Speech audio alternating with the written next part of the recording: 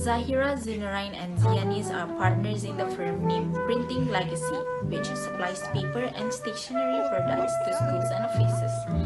A clause in the partnership agreement clearly states no partner shall enter into contracts worth more than 600,000 ringgit without the consent of all the other partners. On 4th of April 2020, Zahira bought 20 Xerox machines and 20,000 reams of papers worth 350,000 ringgit from Cekik Darasun Berhad. He did not inform the other partners of this transaction. Cekik Darasun Berhad is now demanding payment from Printing Legacy. Zinarine and Zianis want to know if Printing Legacy is liable to pay for the purchases made, with reference to the Partnership Act 1961.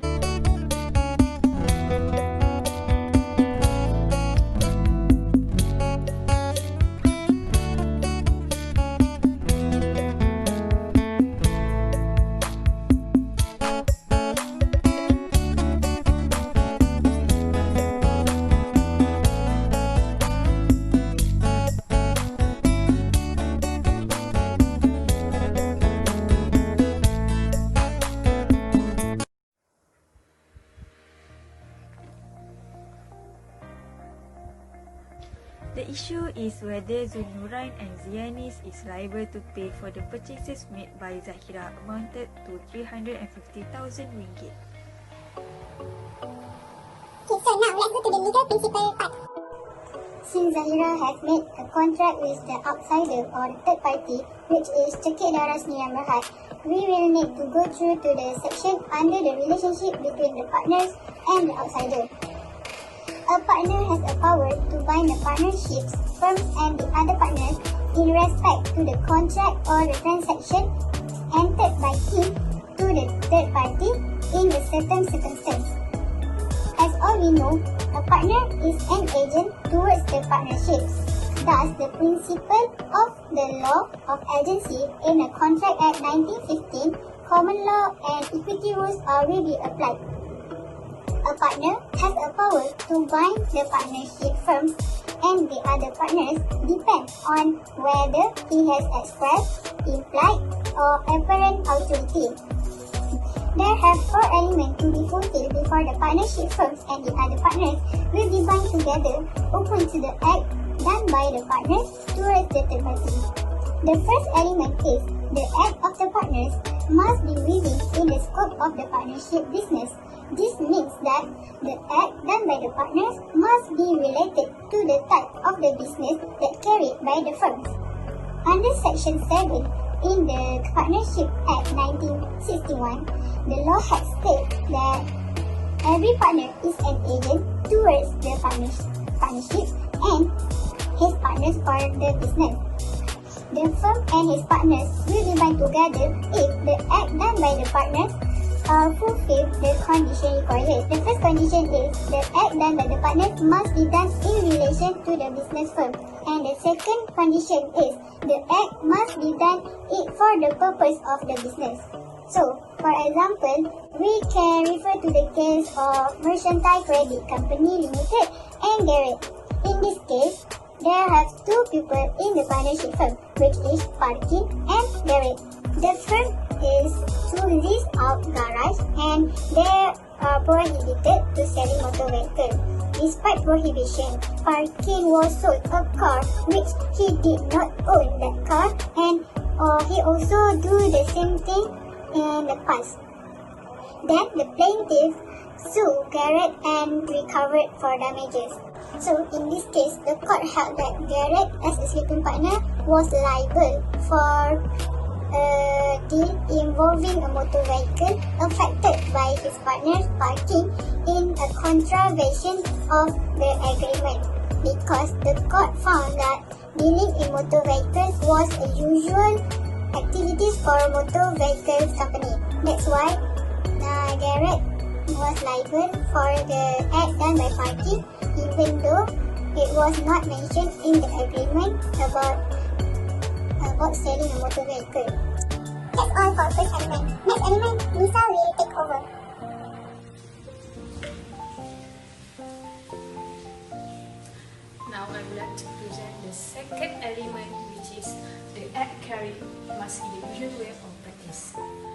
67 of the Partnership Act 1961, whether the act of a partner's toward the party is binding upon the firm or not, the act carry must in the usual way or practice. A partner should has authority to act as what had usually done by partners in a particular kind of business. Although an act can be regarded as one that is usually done by the firm, it is not sufficient to put liability on the firm. The act will only bind the firm if the act also is done in the usual and ordinary manners. What is meant by usually and ordinary manners? It means that must be done in the firm ordinary course of business, circumstance, nature of business, and practice for the person engaged.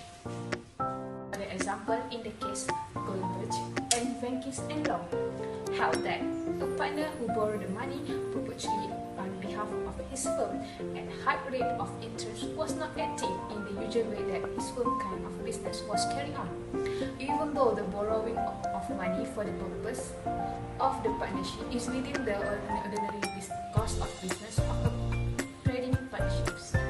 That's all for the second element. Now I would like to pass to the Nelly for the third element. Under Section 16, Subsection 2, Partnership Act 1961, any mode of representation through oral or written or conduct indicating that he is the partner is sufficient to fix the person as a partner in the firm. So, my point is, third party must believe the person whom entered into the transaction is a partner. The firm can be said not liable for the act of the partner if the third party does not know or believe or trust that he is a partner. For example, for the case of Sidambaram Chatti B. Hophing and others, the two partners opened a shop called a Hophing and entrusted its entire control to two managers. One of them borrowed a sum of money from the plaintiff and disappeared. The plaintiff sought to recover payment from the firm and other manager. The firm denied the liability on the grounds that the borrower was merely a manager and did not have the authority to sign the promissory note to receive the loan on behalf of the firm. So, the other term in this section is quasi-partner, meaning person of holding out, is when the outsider trusts that he is the partner. Even if it's quasi-partner, the firm still will be bound and liable.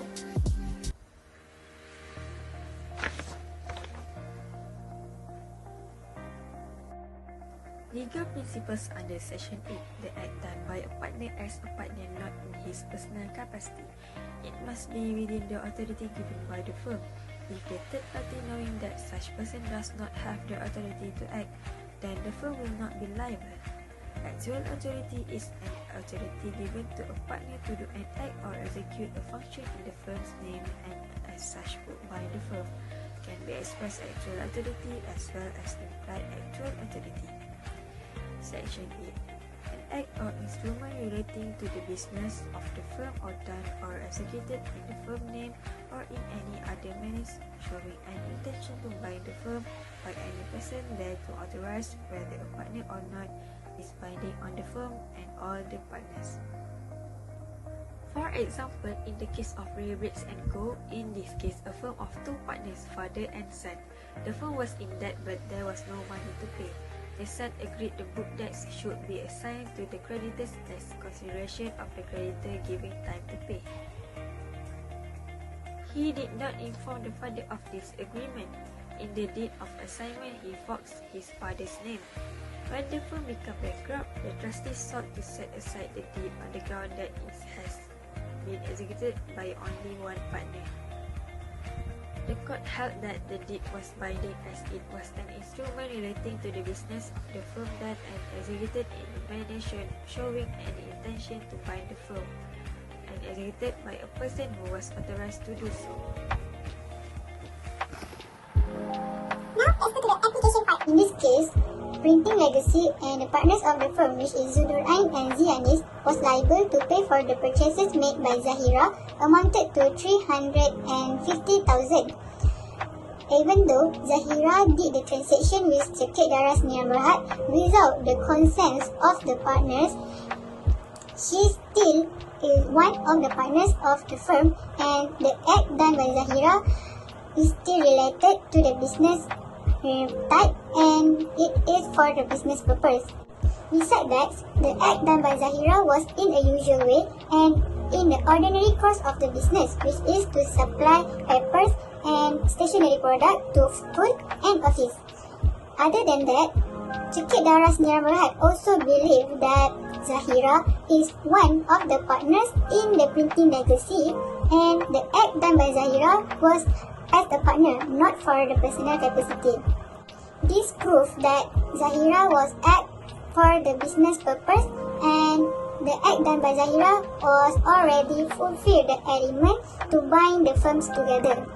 So, the firm and the other two partners, which is Zunurain and Zianis, were bind together upon to the act done by Zahira and liable to settle the payment to Cekik Daras Niam Berhad.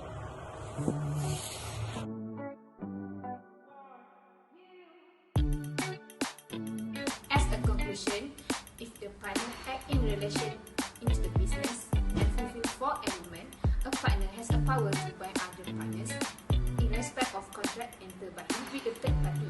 In this situation, Zunurain and Zianis has liable to pay for the purchases made by the Zahira with Cekik Daras Niam Berhad amounted to 350,000.